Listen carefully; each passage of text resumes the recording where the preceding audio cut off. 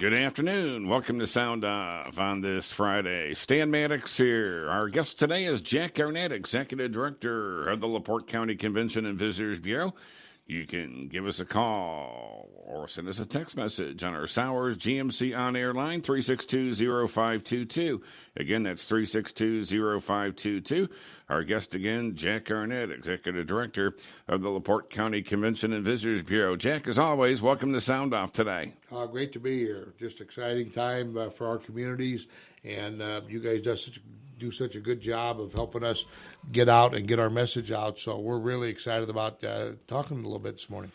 Yeah, let's go over the Convention and Visitors Bureau just a little bit in general. Your task is to bring people into LaPorte County, right? It is. Every time someone stays in one of our bed and breakfasts or one of our under-roof hotels, or actually at one of our campgrounds, there's a 5% innkeeper's tax that comes back to the CVB, and our job is to take that money and literally put it back out into the community and let it multiply.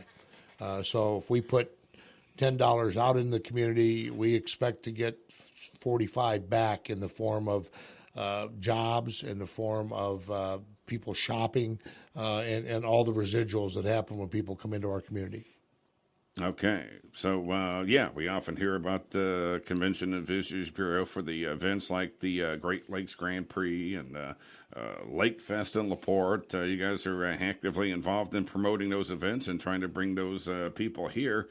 I understand there's some plans that are kind of in the works right now for greater use at the LaPorte County Fairgrounds. Tell us about that. Yeah, I'm glad you moved into that. That's a great topic. So as you know, we all know that we've got a great facility. It's a kind of a jewel in disguise. That fairgrounds. It can be utilized for so many different type of events. So we're really lucky to have a place like that in our part of one of our communities. Right now, we're looking at trying to expand on the usage. I mean, that's just real simple. The fair, the Agricultural Association does such a good job running that 4-H fair. They run that for literally 4 weeks out of the year. And the other remaining weeks, the FEMC board actually was created to upgrade that property, get some infrastructure money in there, and try to utilize the renting of the buildings and the property to bring in events. Now, what FEMC has done a really good job with is getting some money out of the county coffers for upgrades. They've been able to upgrade the infrastructure really well, the electric, the sewer, the water. So now we're at a point now where I think it's important that the leadership of the county start talking about how we can bring money in off that facility that we're not doing now. By getting some conventions, perhaps, at the fairgrounds, major events. I mean, there's been some of that over the years, but you're looking to ratchet it up just a little bit, right? Yeah, a lot, probably. Yeah, sure. I think a lot is a fair term. Expound on the good work that's already happening. They're doing a good job. I think you have to commit resources, one, and there has to be a plan in place.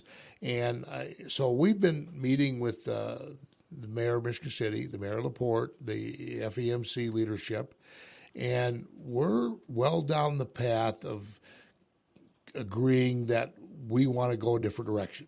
Okay, we want to possibly, as simply put, as bringing in a full-time event director that would work through whatever body that we decide, and they would manage that facility those other 48 weeks. So if somebody was bringing in a pyrotechnic show like we've had in the past, or a rodeo, or a gun show, they would be able to go on there and facilitate getting them in there, getting them properly identified as what their event is, what the costs are, can we book them? And then the CVB would certainly jump in and help out with hotels and lodging and things like that. So it's probably a good partnership.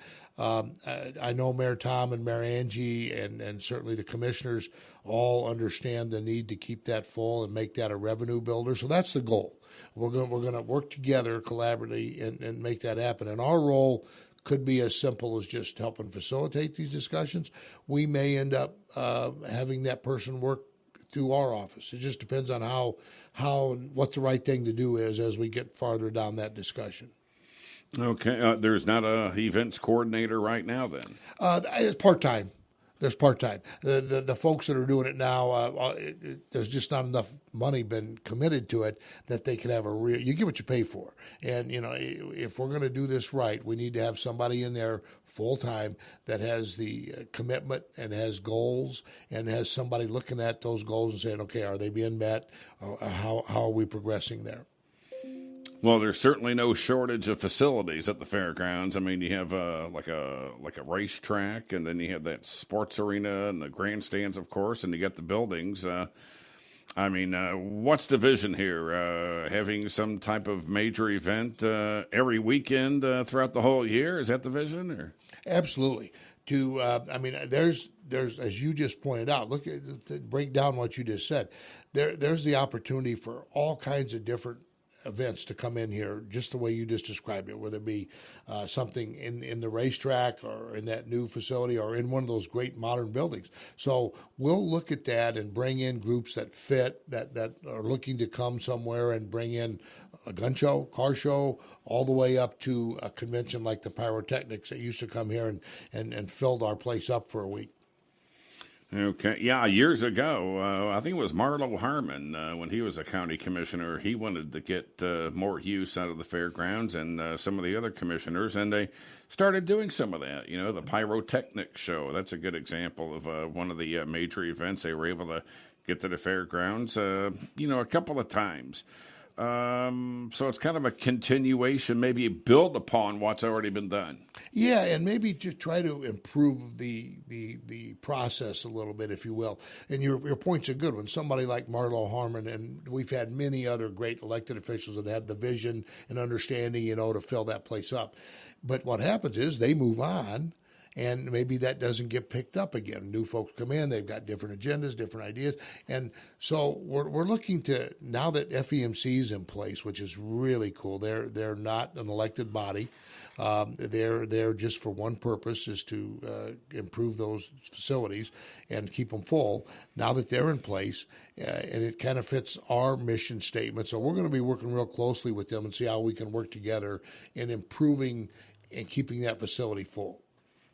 Yeah, that's a pretty good point. I mean, elected officials, you get new faces every couple of years. So this might be a chance to have some more stability, perhaps. Yeah, it's a better business model for sure, because again, the FEMC's they're non-political. They don't have nobody on there that is going to be running and leaving. There's a broad range of sectors that cover those positions, and certainly the CVB, we're not subject to being elected and coming and going. So we're going to be around a little bit. So if we can help pull that together, we're certainly going to do that. Okay. When do you think we'll know something that's set in stone? That's a great question. So this is not an easy discussion. There's a lot of moving parts. I would say it could happen as quick as maybe in the 1st of January of this year, but more than likely we'll work into 26 on it, and at some point we'll pull the trigger during 26 when we feel like that we've answered all the questions and got all the input we could get. Sometimes starting at the beginning of the year works out good with budgets and different things, but the more we talk about this, there's just too much that we still haven't worked through yet, like planning. Okay, great. Once again, our guest today is Jack Arnett with the LaPorte County Convention and Visitors Bureau. Give us a call, 362-0522, or send us a text message. We got a couple of text messages to get to, but first we got to take a quick commercial break. Stay with us on Sound Off. Garwood Fall U-Pick season rolls on with great picking on many apple varieties, including Gala, Honeycrisp, Blondie, and McIntosh. Plus, berries, peppers, eggplant, and tomatoes are available in Garwood U-Pick. And this is the last week for Peach U-Pick. Take a horse-drawn wagon on weekends to the Garwood U-Pick or a tractor-drawn wagon any day. And pumpkins are now ready for you early birds. In Garwood Farm Market, grab a fresh baked pie or a dozen of Garwood's famous apple cinnamon donuts. Garwood's now now has homegrown Bartlett pears and Stanley plums in the market, along with canning tomatoes. Plus, browse a wide selection of mums, asters, and many other ornamentals. Garwood's is open every day. You pick hours from 9 till 5 until November 2nd. Garwood Farm Market is open daily from 9 till 6 until Thanksgiving. Check the Garwood Facebook page, garwoodorchard.com, or call Garwood for the most current information. Garwood's on 50 South past Pinola, garwoodorchard.com. The LaPorte County Symphony Orchestra invites you and your family to attend the 20th Annual Hoosier Star of Stars Vocal Competition and Fundraiser. This event will feature 9 adult finalists from the past decade who return to compete for the ultimate title of Hoosier Star of Stars. And you, the audience, get to vote for who you think is the Hoosier Star of Stars. Saturday, September 13th at 7 p.m. and will be held at the LaPorte Civic Auditorium. Get your tickets online at lcso.net or by phone at 219-362-9020. You're listening to Sound Off on 96.7 The Eagle. Here's your host, Stan Maddox. And welcome back to Sound Off on this Friday. Our guest today is LaPorte County Convention and Visitors Bureau Executive Director Jack Arnett. Give us a call or a text message on our Sowers GMC on-air line, 362-0522. Hey, we got a text message here, Jack. Somebody wants to know, who is on your board of directors? All right. So when they created the state statute that enables us, they gave the appointing authority to the city of Michigan City gets 3 appointees, the city of LaPorte gets 3 appointees, and the county commissioners get 3 appointees. So there's a 9-member board. There are 2-year terms. There are some qualifications and restrictions that are written into the statute. Be glad. You should be able to go to our website, the CVB website, and get the list of board of managers, their actual names and contacts, because that's all public information. But there's political requirements. There can't be all of one party, for example. It's got to be split evenly, and they have to be LaPorte County residents. I think are the 2 big requirements. And we got a great board. They love supporting and working with us. But that's how there's 9 members, and they're appointed, and they rotate their appointments between the 3 bodies. Okay, and the names of the board members are on the website then? Yes, they are. Yeah, rather than miss one or get one, they can please go on, look at it, or send me a text or an email, and I'll be glad to send them the full list. Okay, great. So just Google it, and you'll have your answer. Let's take another phone call. You're on Sound Off. Well, they were on there, but they're not anymore. Give us a call back. We'll be more than welcome to take your call. Text message. Somebody wants to know, Jack, do you know the teams coming for the basketball tourney at the Civic in January? We do, as a matter of fact.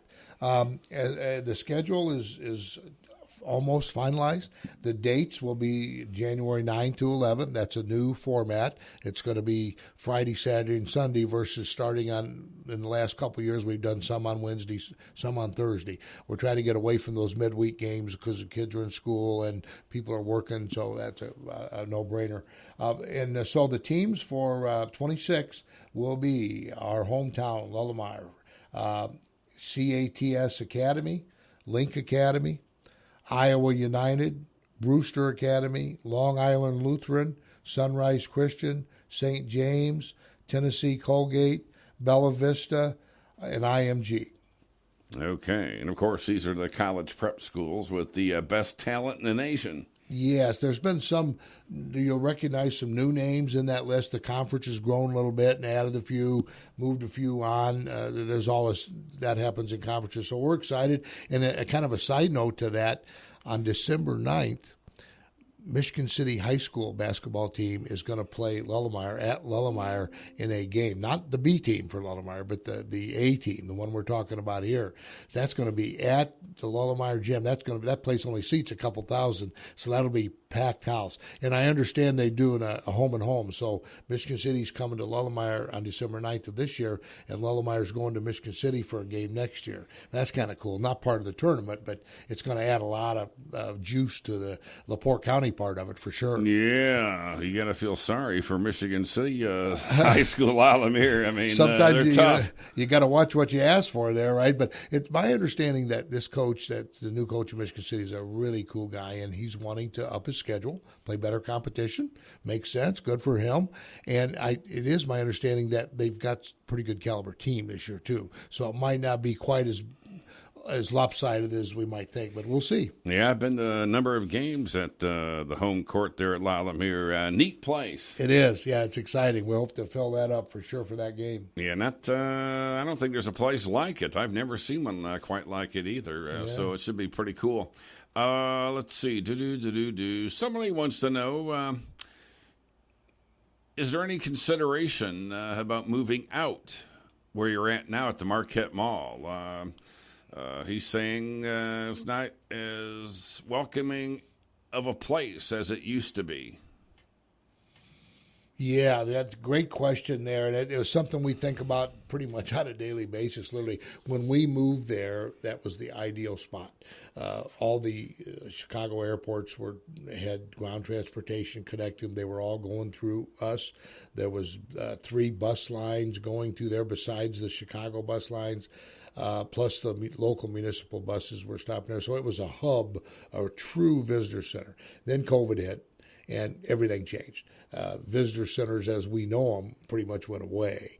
And then on top of that, the mall started dropping off properties and a lot of vacant spots and changing ownerships and selling and so forth.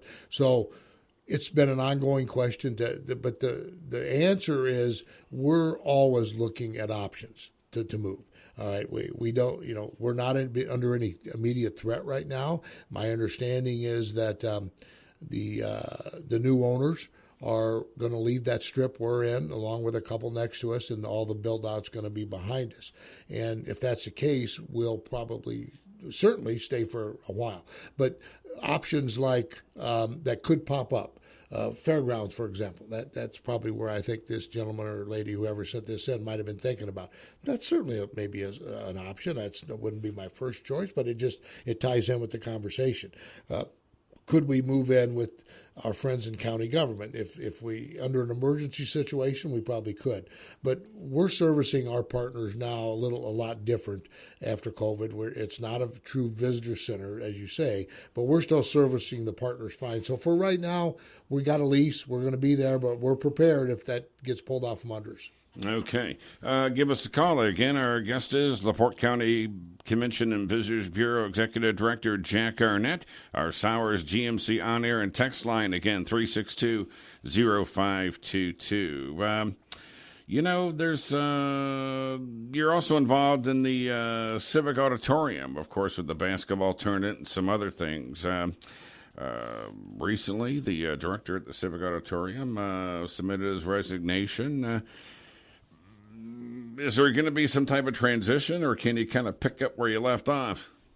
Yeah, so it's fairly recent, so there's still a lot of moving parts to this. But in talking with Mayor Dermody and Schreiber, because the governance of the Civic goes through the park department. So the park superintendent, Mark Schreiber, is heavily involved in this discussion also. They're looking at all the options right now. Bringing in an outside company that might do this, asking the CVB to maybe play a little different role. We're looking at that. You and I talked a minute ago, Stan, about maybe having an event director at the fairgrounds. There may be some connection there somehow. We could help with that. It's just there's a lot of things to be determined. For the immediate future, there's stuff on the books. It's going to be all taken care of. The stuff that they have booked for the rest of 25, the folks won't have to worry about any of that. We'll help them with everything they need to keep above water there. Going into next year, there's still things to be determined. We're going to Elkhart, I believe, next week to meet with the folks that run the Lerner, the theater over there. It's run very much like the Civic. In fact, it's an iconic building, just like the Civic, too. It's pretty cool. And my counterpart in the CVB over there has a huge role in that. So we're going to go meet with them, pick their brain a little bit, see how the bookings and stuff how can they be handled in a way that fits in LaPorte County. Okay. Well, I'll tell you what. Let's take a quick commercial break one more time. Stay with us here on Sound Off. Coming to LaPorte Civic Auditorium on October 24th, national country music artist Thompson Square. Are you gonna kiss me all night? Travis Tritt's daughter Tyler Reese Tritt opens the show at 7, followed by Thompson Square. General admission seats start at $25. Floor tables for 8 and 10, along with VIP tickets also available. This life would kill me if I didn't have you. Thompson Jefferson Square, Friday, October 24th at the Civic. Reserve your seat at the Civic box office or visit LaporteCivicAuditorium.com. This look at the forecast at 96.7 Eagle brought to you by Harmon Expert Auto Service. Looking for reliable and professional auto repair services? Visit HarmonExpertAuto.com, stop by 308 Washington Street, or call 325-0444 to schedule your appointment today. With so many things going on around the area, it's hard to keep up with this or that taking place, especially when the weekend arrives and you're looking for something to do and all of a sudden you forgot. Well, not anymore. Let us introduce you to the Weekend Entertainment Guide. Heard every Wednesday, Thursday, and Friday right here. We'll list your nonprofit event on the air for everyone to hear. Also, we'll list it on our website at hometownnewsnow.com for others to see. Just visit hometownnewsnow.com, click on the Submit tab, and fill out the form and contact us for payment as we take credit or debit cards. It's the Weekend Entertainment Guide, Wednesday, Thursdays, and Fridays here and hometownnewsnow.com. Worried about your car making it through another Indiana winter? First Trust Credit Union and Uptown Limited Autos are joining forces with an on-site auto sale October 7th through the 11th at First Trust, 950 East US Highway 20 in Michigan City. Get First Trust's great rates, flexible terms, fast approval, and no application fee on a quality, discounted, previously owned vehicle. From Uptown Limited Autos, give us a call at 800-276-6161. Stop by any of our offices or apply online at firsttrustcu.com. Our loan officers can get you pre-approved for the big sale. First Trust Credit Union is insured by NCUA. On Saturday, October 4th, First Trust Credit Union, Al's Supermarkets, and the Salvation Army are partnering for our annual Stuff a Bus event. Stop by Al's Supermarkets at Franklin Street or Carwick Avenue in Michigan City, or Lincoln Way in LaPorte. The non-perishable food items collected will help the Salvation Army feed those in need in your hometown in LaPorte County. Your hometown credit union. People helping people.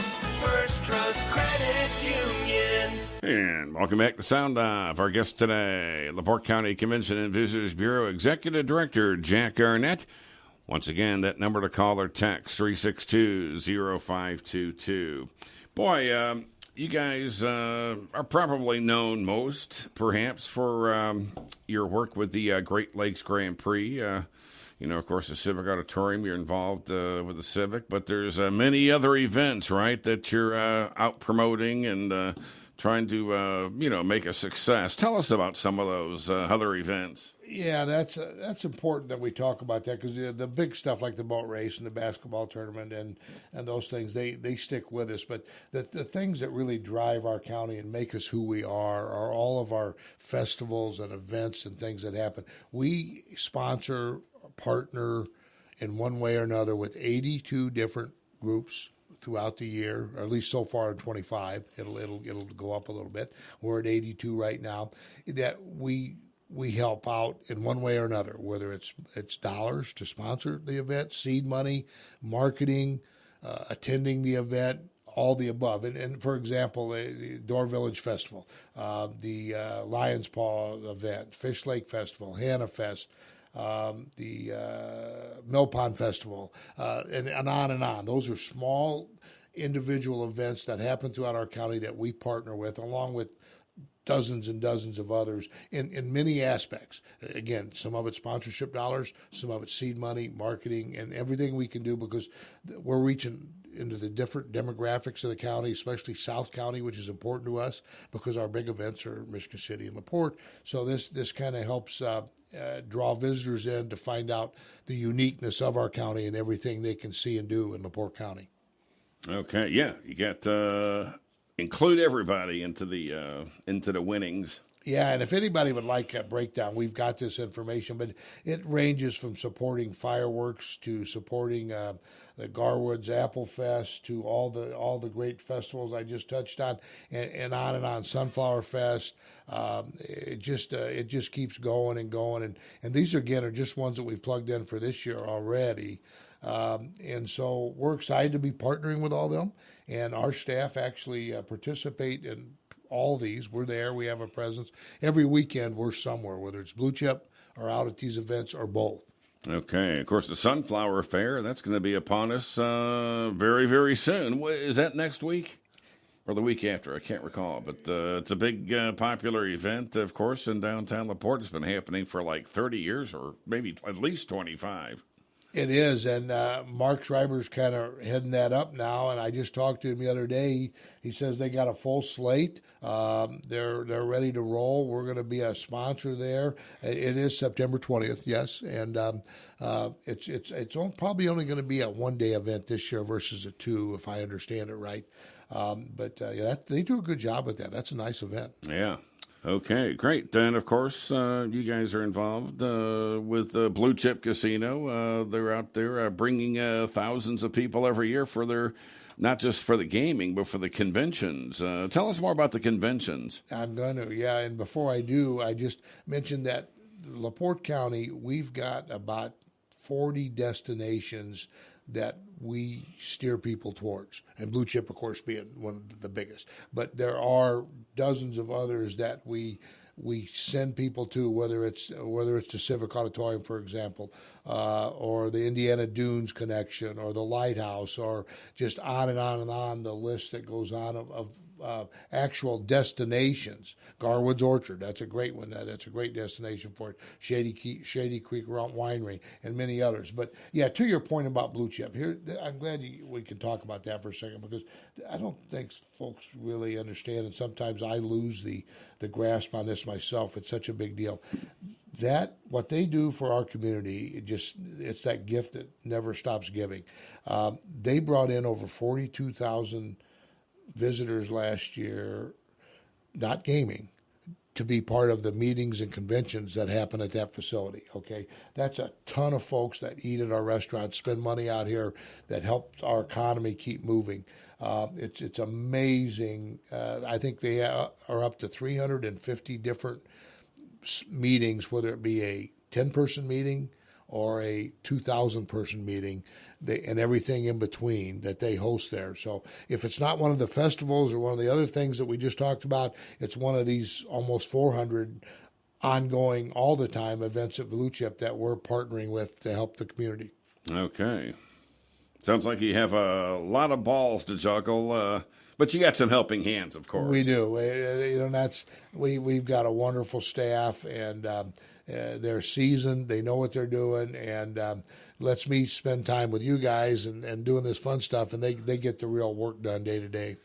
Hey, somebody wants to know the acronym for the Fairgrounds Management Group. Is it FEMC or? It is FEMC now. And what does that stand for? Oh, geez, I have to think about that for a second. Right. So just while we're thinking, somebody might Google that. But the way that came up was the Ag Association went to the council and asked for some relief and some money.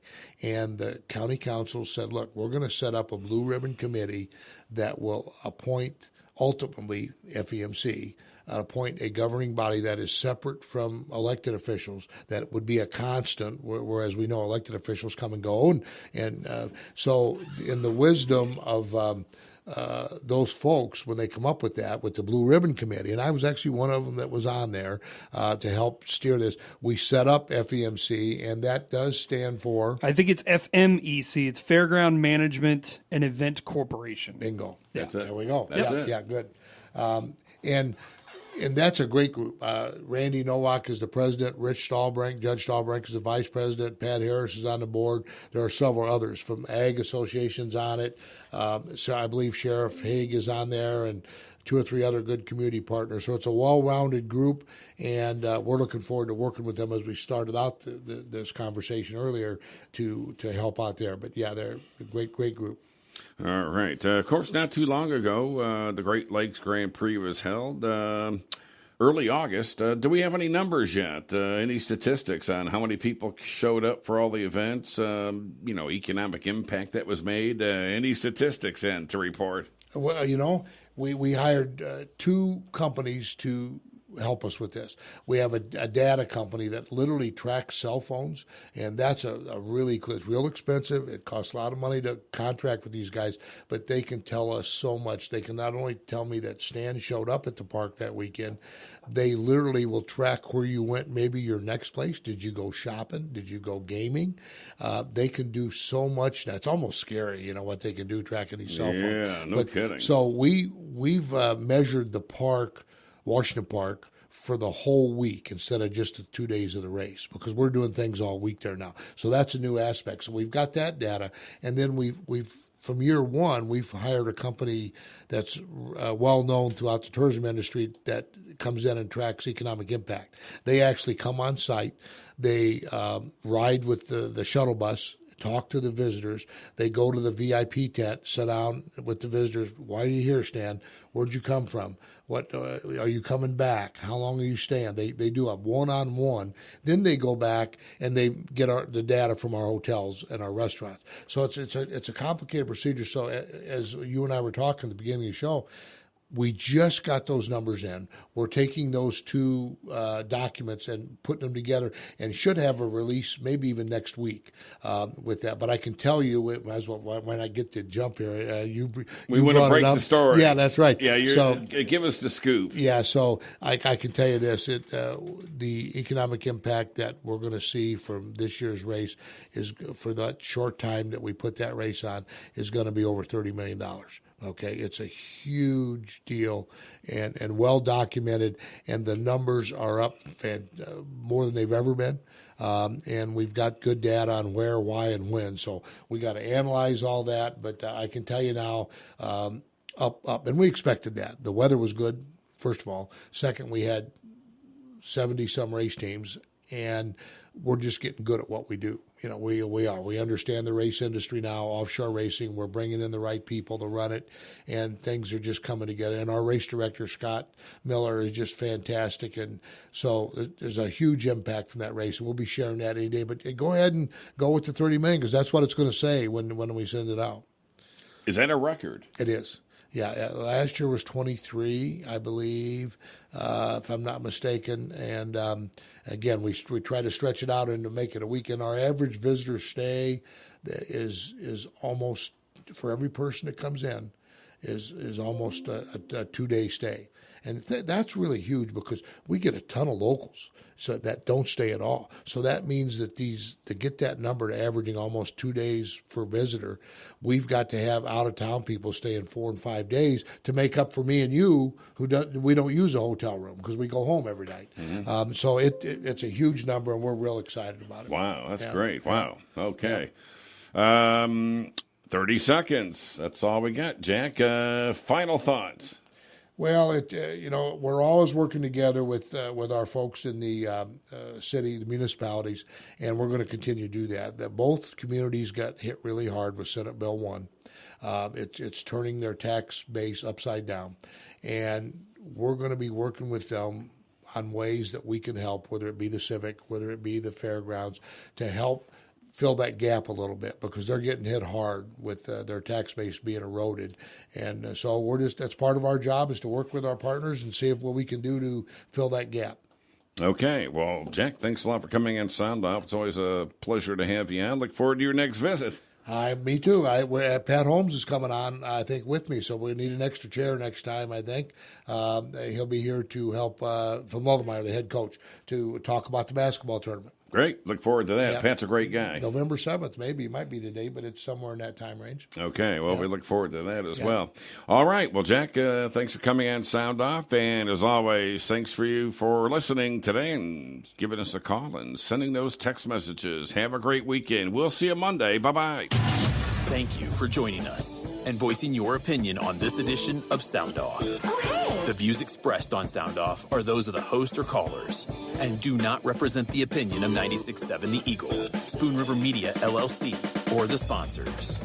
Sound Off airs live every Monday and Friday, immediately following Update 12 News, and is available online after the show is over under the podcast menu at hometownnewsnow.com. Mark your calendar and join us again for the next edition of Sound Off, right here on 96.7 The Eagle.